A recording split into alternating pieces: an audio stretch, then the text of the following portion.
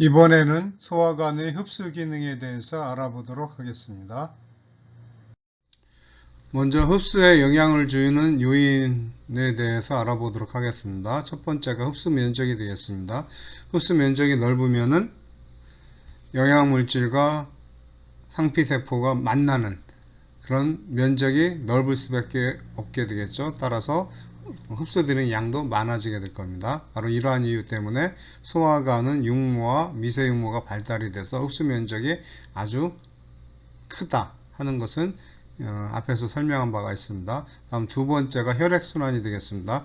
여기서의 혈액순환은 전신순환을 의미하는 것이 아니라 소화관을 흘러가는 혈액순환이 되겠습니다. 영양물질들은 상피세포에서 흡수된 후 다시 혈액 쪽으로 이동을 해야 되는데, 이때 순환량이 많아지면은 들어오는 대로 바로바로 몸 안으로 이제 이동이 되어 가니까 상피세포와 모세혈관 사이에 농도차가 지속적으로 유지가 될 겁니다. 즉 농도차가 이제 계속 크게 유지가 되면은 그만큼 지속적으로 영양물질이 혈관 쪽으로 이동이 가능하게 되겠죠. 그래서 소화관을 흘러가는 혈액량이 많아지면은 그러면 흡수되는 양도 많아진다 하는 것을 설명하는 것이 되겠습니다. 다음 전압차가 되겠는데, 이 전압차를 설명하는 그림이 오른쪽 위에 나타나 있습니다. 지금 이 그림에서는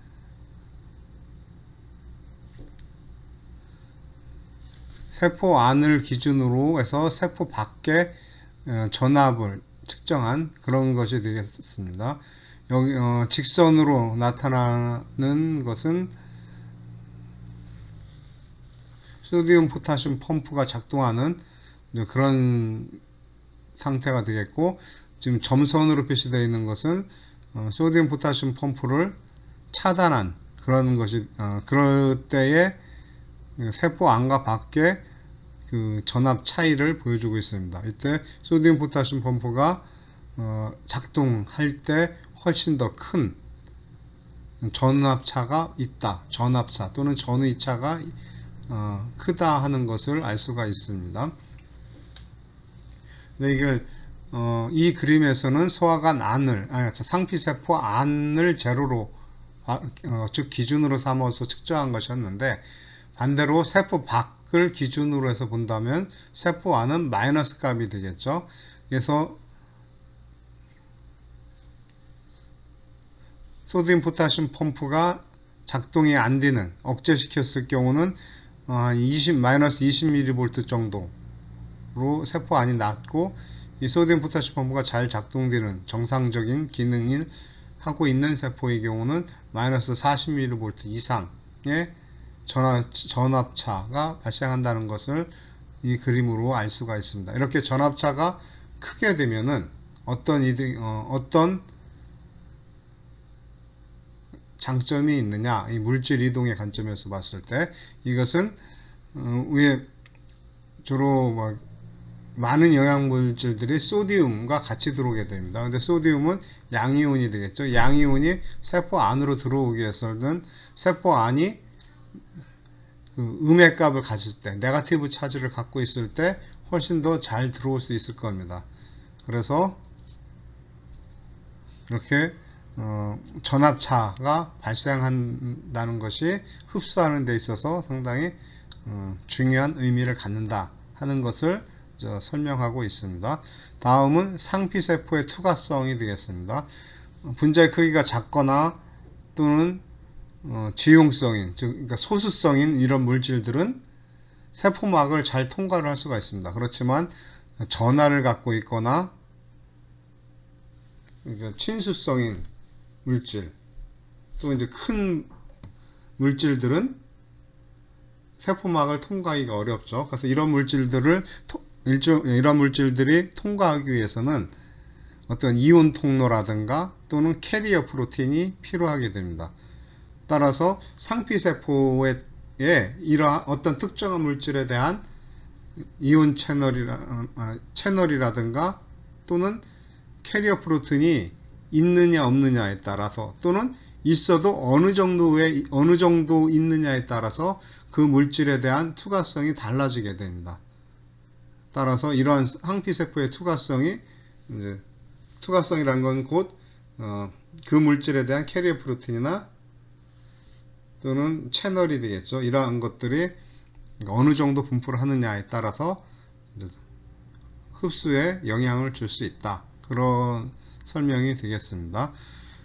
그 다음에 이제 3대 영양소 중에서 흡수가 어떤 부위에서 얼마나 많이 진행되는가 하는 것을 아래의 그림에 지금 보여주고 있죠.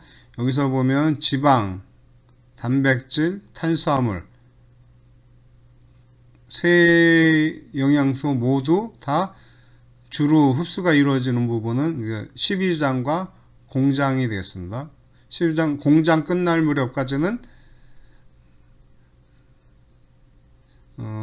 거의 대부분의 물질이 흡수가 되고, 그 다음에 그 이후에 이어지고 있는 회장에서는 그러니까 일부만 흡수되는 그런 양상을 보여주고 있습니다. 그래서 이 흡수 관점에서 봤을 때는 회장은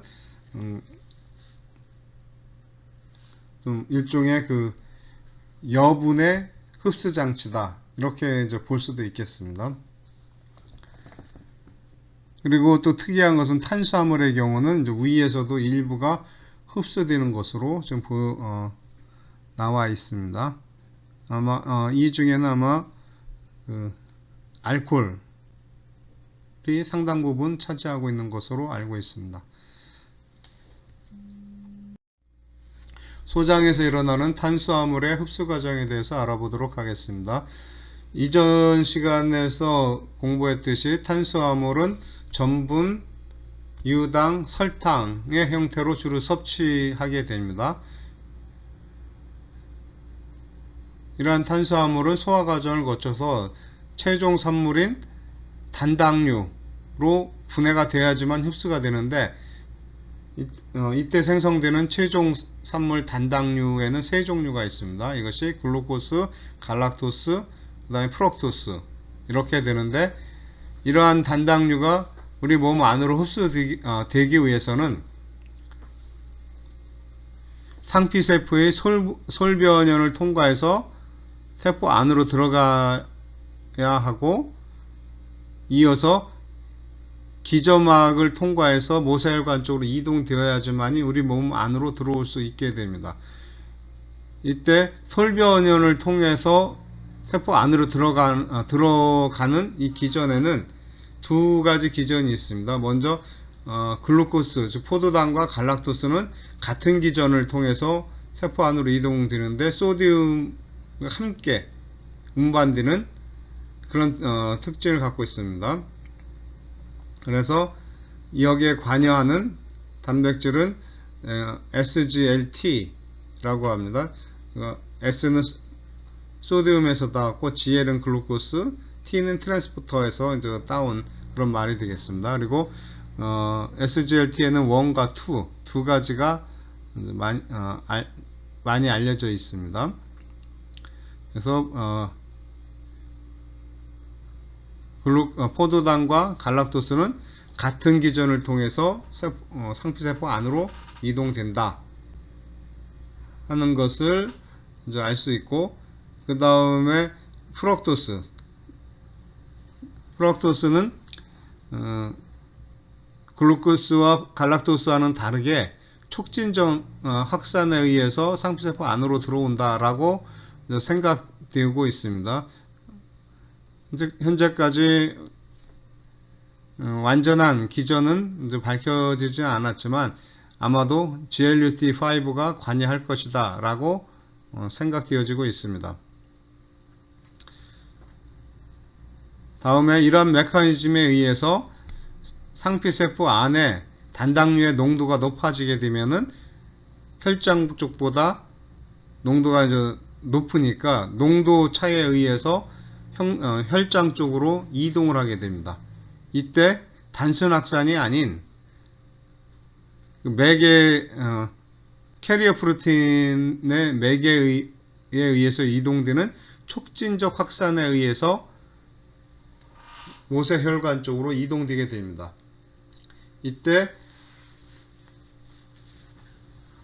프럭토스의 경우는 기점막에 있는 GLUT5를 통해서도 이동이 될 수 있긴 하지만 더 많은 양이 GLUT2를 통해서 모세혈관 쪽으로 이동된다고 알려져 있습니다.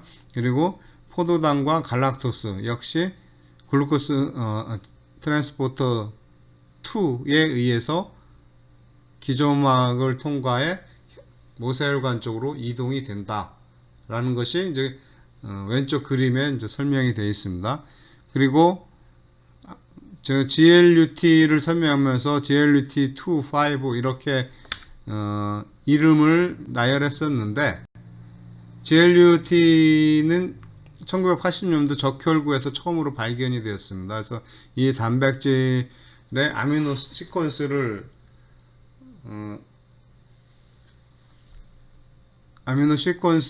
이제 확인한 다음에 이 시퀀스를 만들기 위한 유전자의 시퀀스를 역으로 이제 추정을 할 수가 있죠.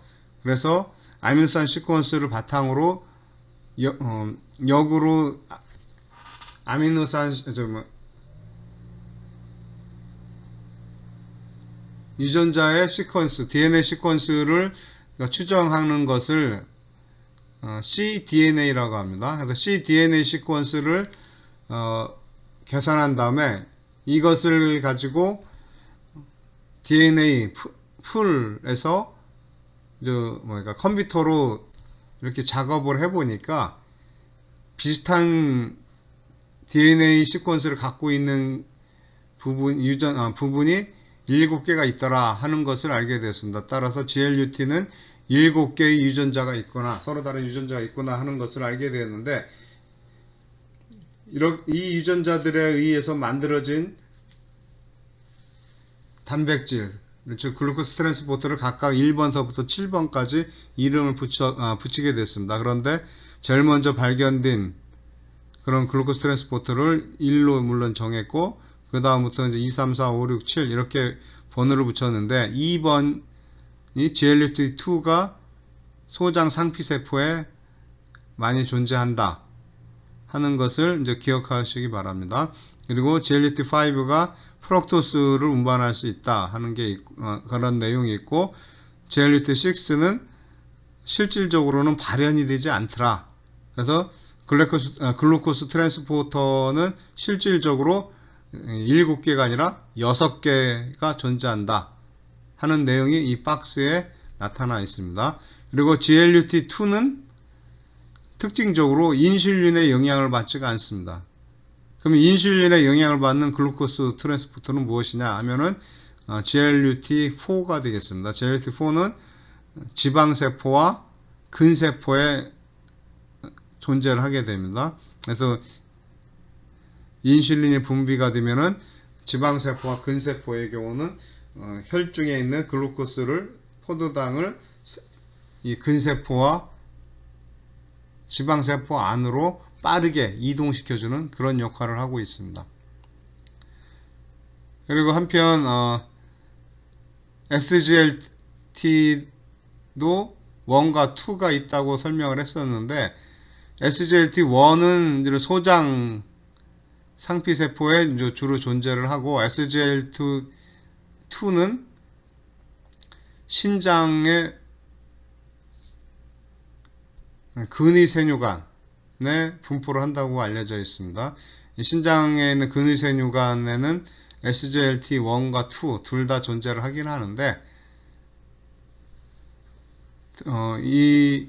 이곳에서는 여과에 의해서 나온 포도당을 재흡수하는 그런 역할을 하게 됩니다. 당뇨병 환자들한테 처방해주는 그런 약물은 주로 SGLT2 이니비터가 되겠습니다. SGLT2 이니비터를 이제 투여를 하게 되면은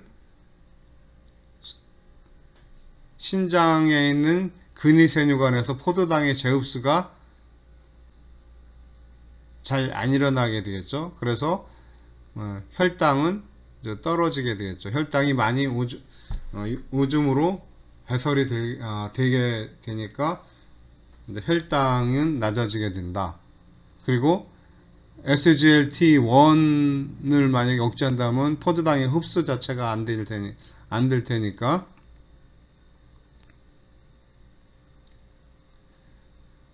그래서 SGLT1을 억제하는 약물보다는 SGLT2를 억제하는 약물을 이제 처방한다 하는 것을 이제 이해하면 되겠습니다. 그리고 포도당과 갈락토스는 2차 능동 이동, 즉 에너지를 사용해서 이동을 하기 때문에 프럭토스보다 흡수되는 속도가 더 빠르고, 그리고 포도당과 갈락토스의 경우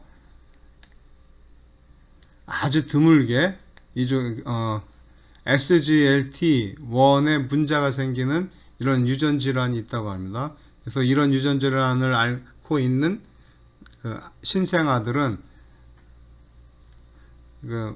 분유나 우유를 먹은 다음에 설사가 심하게 일어날 수 있겠죠. 만약에 그런 상황이라고 생각이 들면은 이제 어떠한 특별한 치료 방법은 존재하지 않고, 다만 식단에서 이제 포도당과 갈락토스를 제외하고 프럭토스만 넣어주는, 탄수화물 공급원으로는 프럭토스만 넣어서 이렇게 공급을 해주면은 정상적으로 신생아가 자랄 수 있다고 합니다. 왜냐하면은 이 프럭토스는 차후에 또 대사 과정에서 또 공부를 하겠지만, 이 프럭토스 대사 경로로 들어가서 에너지 생성을 할 수 있게 됩니다. 그래서 정상적으로 신생아가 자랄 수 있다, 이렇게 알고 있으면 되겠습니다. 그리고 이런 질환은 글루코스, 갈락토스 흡수 장애, 이렇게 불리고 있습니다. 이 슬라이드에서는 소장에서 지방의 흡수 과정에 대해서 설명하고 있습니다. 소화 과정에 의해서 만들어진 지방산 중에 탄소수가 적은 지방산이나 글리세롤은 장관 상피세포를 거쳐 혈액으로 단순확산에 의해서 이동된다, 즉 흡수된다 라고 설명을 하고 있습니다. 그런데 탄소수가 10개에서 12개 이상인 지방산이거나 또는 2mg 모노아실글리세롤이니까 지방산 하나가 붙어있는, 2번 위치에 붙어있는 글리세롤이죠. 이런 것은 담즙산염과 결합을 해서 마이셀을 형성하게 되고, 이 마이셀 형태는 대략 5나노미터 정도 된다고 하는데, 이것이 점막 상피세포에 융합을 하게 되면서 이 안에 지질들이 전부 다 세포 안으로 흡수가 된다 하는 것을 그림으로 설명을 하고 있습니다. 그런데 여기서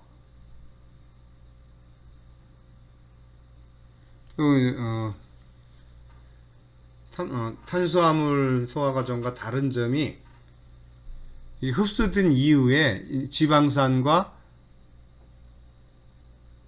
2mg가 다시 결합을 해서 중성 지방산을 재합성한다는 겁니다. 언뜻 봤을 때는 상당히 번거로운 과정일 것 같은데, 일단 상피세포 안으로 들어올 때는, 흡수될 때는 분해되었다가 상피세포 안에 들어온 다음에는 다시 그러니까 재합성이 되는 겁니다. 이렇게 만들어진 트리아실글리세롤 중성지방에 이 상피세포 안에서 만들어진 단백질과 또 그 밖에 포스포리피드, 인지질, 콜레스테롤, 이런 것들이 합쳐져서 킬로마이크론이라고 하는 지금 대략 직경이 2나노미터 정도 되는 이러한 지 단백질을 만들게 됩니다. 지질 단백질 또는 지 단백질이라고 부르는데, 이러한 형태로 우리 기저막을 통과해서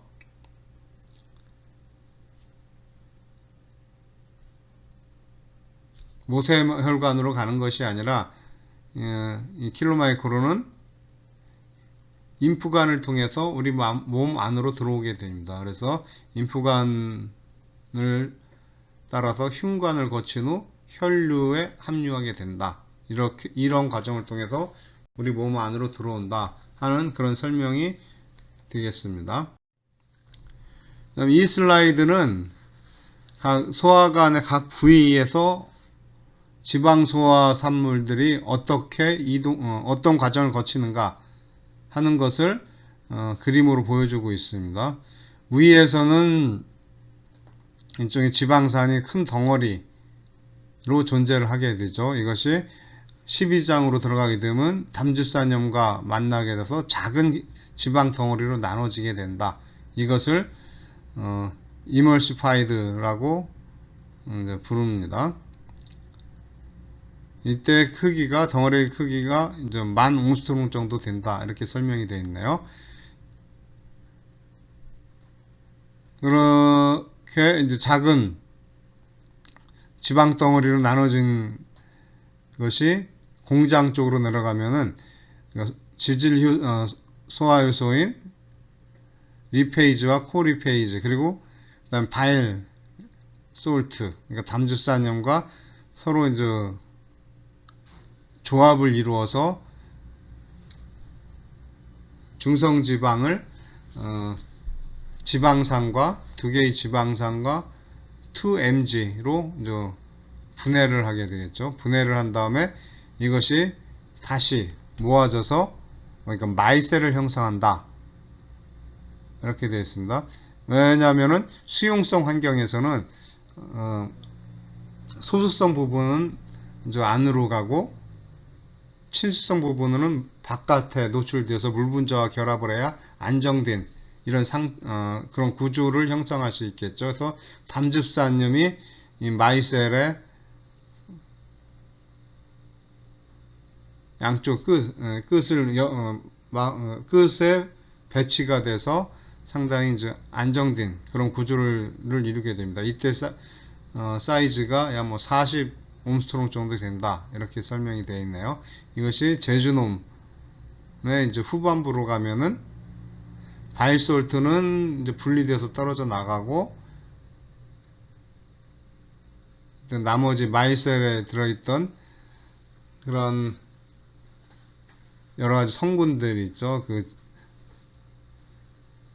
중성 지방산과 2mg 같은 이런 성분들이 세포 안으로 융합돼서 들어오게 된다. 이렇게 되어 있습니다.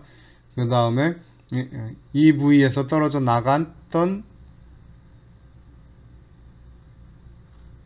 담즙산이 소장에서 회장에서 재흡수가 된다 하는 내용이 이제 이 슬라이드에 설명이 되어 있습니다. 다음은 단백질의 흡수 과정에 대해서 알아보도록 하겠습니다.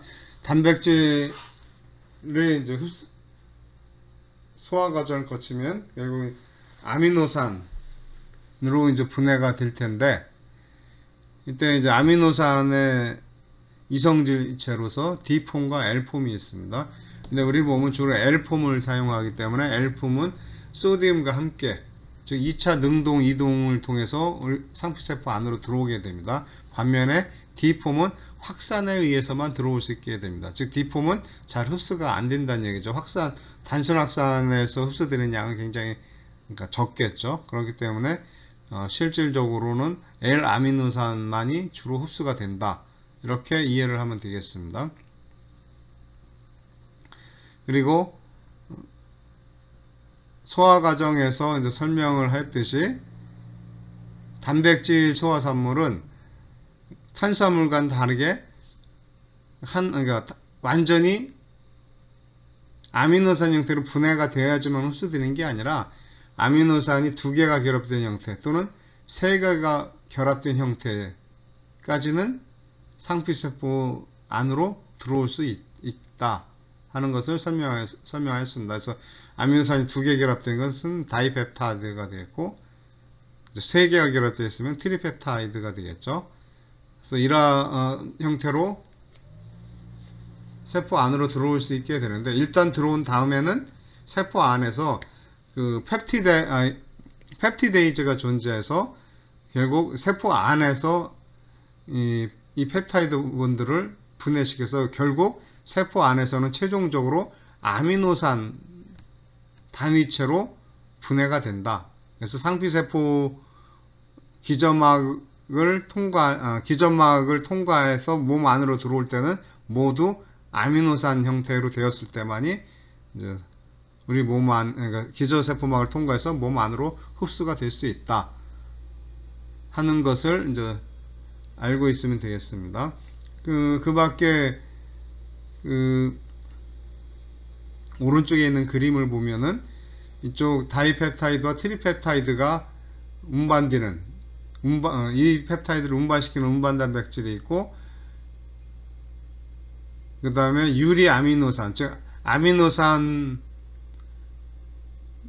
완전히 분해되어 있을 때 이것을 운반하는 소디움 코트랜스포터가 존재하는데, 이때 아미노산의 특성에 따라 아미노산은 보통 중성, 염기성, 산성 이렇게 이제 구분을 할 수 있겠죠. 그 차지 여부에 따라서 어떤 차지를 갖느냐에 따라서 이런 식으로 구분을 할 수가 있는데, 이런 각각의 이제 염기성을 띠는 아미노산은 염기성 띠는 아미노산을 운반시키는 그런 트랜스포터가 따로 있고, 산성 아미노산을 운반시키는 트랜스포터가 따로 존재를 하게 됩니다.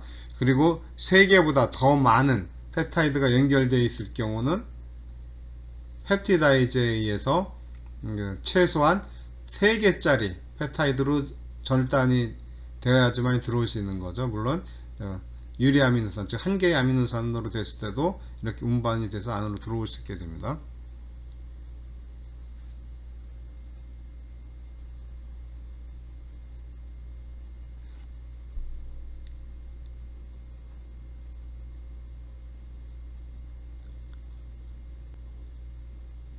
내강 소화 과정에서 단백질의 소화 과정은 약 40%만이 프리아미노산까지 분해가 되고, 그리고 60%는 다이나 트리펩타이드 형태로 흡수가 된다.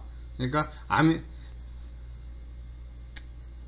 프리아미노산 형태로 흡수되는 것보다는 다이나 트리펩타이드 형태로 흡수되는 양이 더 많다 하는 것이 아래 설명이 되어 있습니다.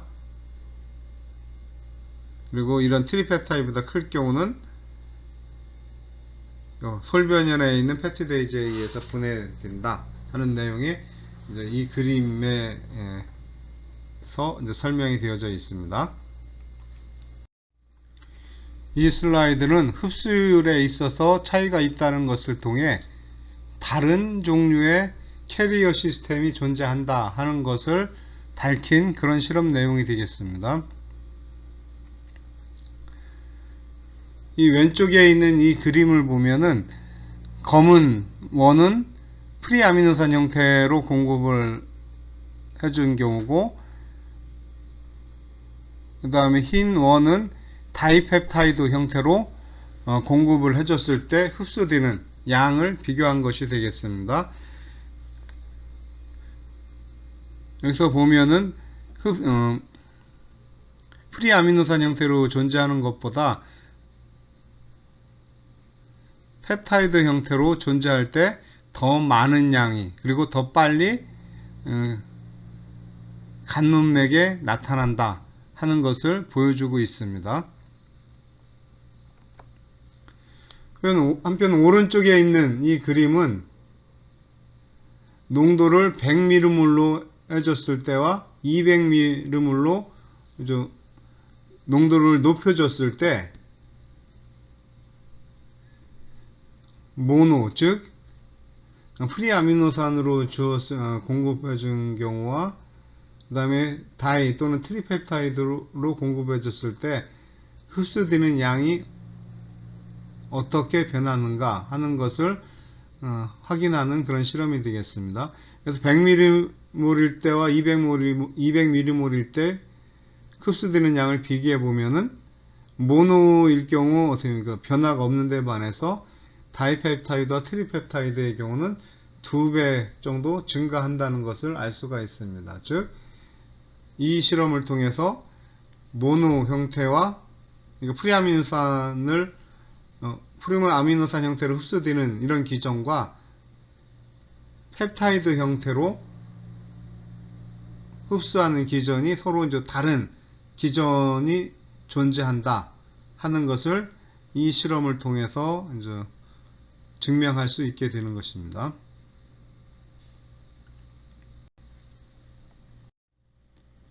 다음은 아미노산이 이제 소장막에서 이제 흡수되는 과정을 좀 더 자세하게 이제 표로 나타내었는데, 프리아미노산의 경우 그 특성에 따라서 중성일 경우, 다이베이직일 경우, 다이카복실릭일 경우, 그 다음에 이미노산, 아미노산이 아니라 이미노산, 프롤린이죠.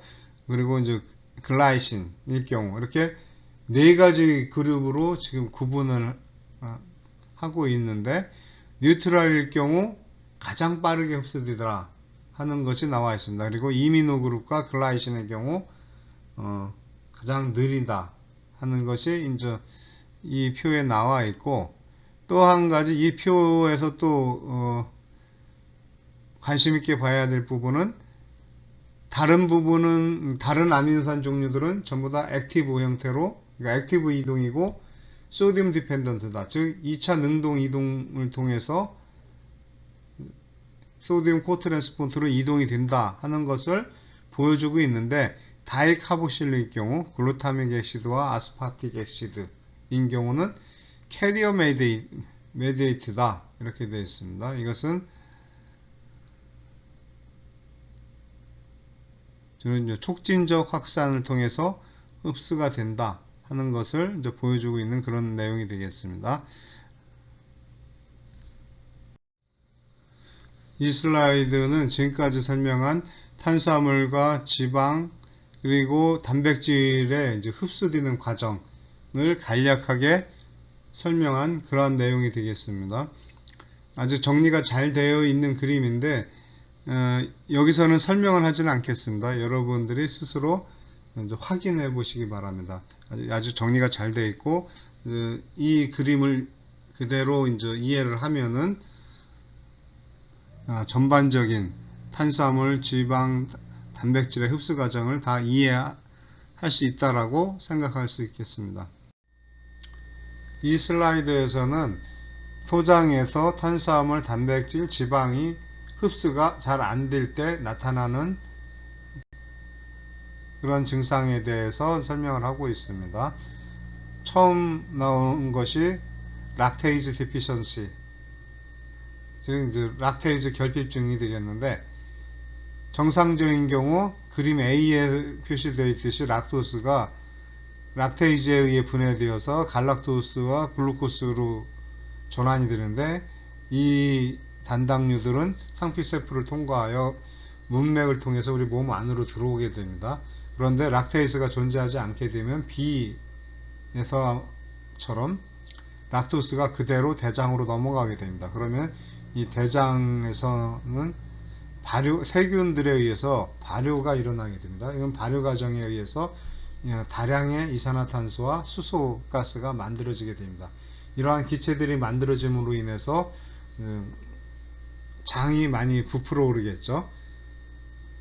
이때 이제 배를 두드리게 되면은 마치 북을 두드렸을 때 나는 소리와 같은 소리가 난다 해서 이러한 경우를 고창이라고 합니다. 한편 세균에 의해서 결과적으로 탄소수가 2개짜리 또는 3개짜리인 대사물질로 전환이 되게 되는데, 락토스 같은 경우는 육탄당이 2개가 결합된 것이니까 탄소수가 12개가 되겠죠. 이것이 전부 다 2개짜리 탄소가 2개짜리인 대사물질로 전환된다라면 6개의 분자가 만들어지게 되는 셈이고, 탄소수가 3개인 분자로 전부 다 전환이 된다라면 4개의 대사물질이 만들어지는 셈이 되겠습니다. 결과적으로 삼투물질 농도가 많이 증가되게 되겠죠. 그러면 삼투현상에 의해서 상피세포에서 수분이 내강으로, 대장 내강으로 이동하게 됩니다. 그렇게 대장 내강 안에 수분이 많아지면 이게 곧 설사가 되는 것입니다. 그리고 설사가 일어나면은 몸 안에 있는 수분이 밖으로 빠져나가게 되니까 탈수 현상이 나타나게 됩니다. 이런 증상은 이제 동양의 성인일 경우 특히 많이 나타난다고 알려져 있습니다.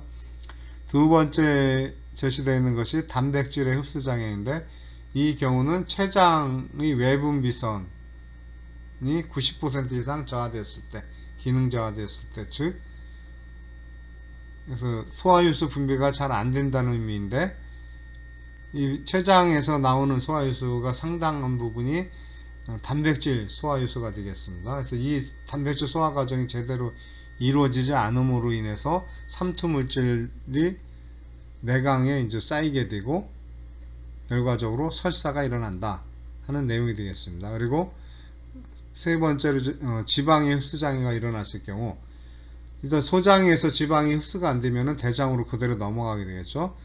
대장으로 들어온 지방은 이제 대변으로 그대로 배설이 되는데, 이때 이제 휘발성 지방산이 대장의 운동을 촉진을 하게 되고, 이 과정에서 결과적으로 전해질이 흡수하는 이러한 시간이 이제 줄어들게 되겠죠. 그래서 전해질 흡수를 억제하는 그런 현상이 나타난다 하는 설명이 되어 있습니다.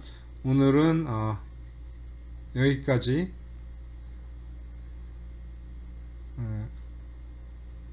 하고 이제 끝내도록 하겠습니다. 수고하셨습니다.